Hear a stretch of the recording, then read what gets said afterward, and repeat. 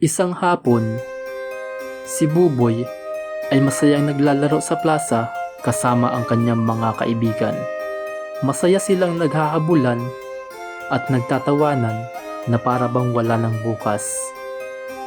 Nang napansin ni Buboy na tila gumagabi na, ay agad siyang nagpaalam sa kanyang mga kaibigan.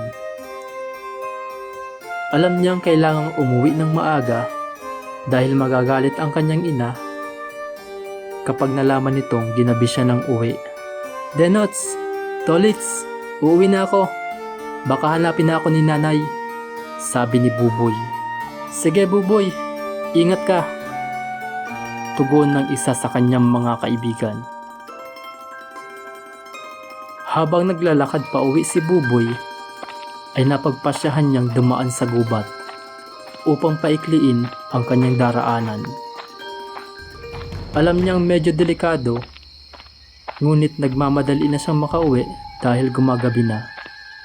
Ang gubat ay kilala sa kanilang lugar na misteryoso at puno ng kababalagan. Pagpasok niya sa gubat, naramdaman niya agad ang kakaibang lamig at katahimikan. Tanging ang mga kuliglig at ang malamyos na ihip ng hangin ang kanyang naririnig. Nagpatuloy lang siya sa paglalakad. Pinilit na hindi magpaapekto sa takot na nararamdaman. Habang lumalalim siya sa gubat, ay napansin niyang tila paulit-ulit siyang bumabalik sa parehong lugar. Ang bawat puno at mga bato ay pamilyar na sa kanya. Sinubukan niyang maglakad ng mas mabilis, ngunit tila ay hindi siya makalabas sa gubat. Napansin niyang ang mga puno ay nagiging mas makapal at ang landas ay nagiging mas madilim. "Bakit ganito? Parang naliligaw ako," bulong ni Buboy sa sarili. Lalong bumilis ang tibok ng kanyang puso. Alam niyang may mali, ngunit hindi niya alam kung ano ang gagawin. Bigla, narinig niya ang mga kaluskos sa likuran niya. Tumigil siya at nakinig. Pilit na inaalam kung ano ang tunog na iyon. Nang lumingon siya, nakita niya ang isang pares ng mga mata na nagliliwanag sa dilim. Ang mga mata ay tila nagbabaga, at ang anyo ng aswang ay nagdudulot ng kilabot sa kanyang laman.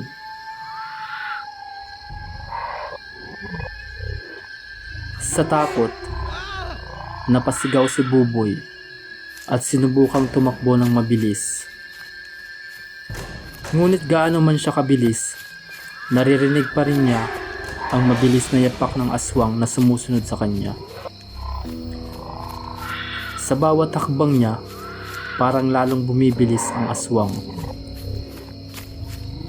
Hindi nagtagal, naabutan siya nito. Ang aswang ay may malalaking pangil at ang anyo nito'y nagbabadya ng kamatayan. "Lumayo ka sa akin!" sigaw ni Buboy. Pilit na humahanap ng paraan upang makatakas. Sa kanyang paglingon sa paligid, nakita niya ang isang maliit na nilalang na nagtatago sa mga halaman. Isang duwende na may kapangyarihan ng kuryente. "Tumigil ka, limaw!" sigaw ng duwende habang nagpapakawala ng mga kislap ng kuryente mula sa kanyang maliit na katawan. Tumama ang mga kuryente sa aswang, ngunit hindi ito sapat upang makapagsak ang halimaw. Nalaman ng duwende na hindi niya kayang labanan ang aswang ng mag-isa. "Kailangan kitang tulungan, bata. Hayaan mo akong sumanib sa iyo," sabi ng duwende kay Buboy. Sa isang iglap, Naramdaman ni Buboy ang kakaibang lakas sa kanyang katawan. Ang kanyang mga mata ay nagliwanag ng maladiwang kulay asul at ang kanyang mga kamay ay nagsimulang maglabas ng malalakas na kuryente na kumikislap at humahagilid sa paligid. Sa ngalan ng liwanag at katarungan! Sigaw ni Buboy, habang ang mga kuryente ay nag-iipon sa kanyang mga palad. Habang papalapit ang aswang, mabilis na ikinilos ni Buboy ang kanyang mga kamay at pinakawalan ang matinding kuryente.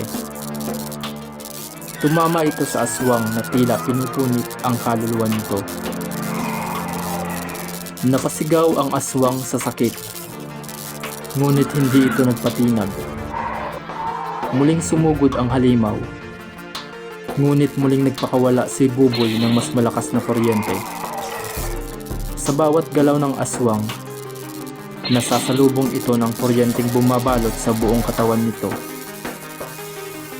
Nagpapabagsak ng mga sanga ng puno at nagliliwanag sa buong paligid.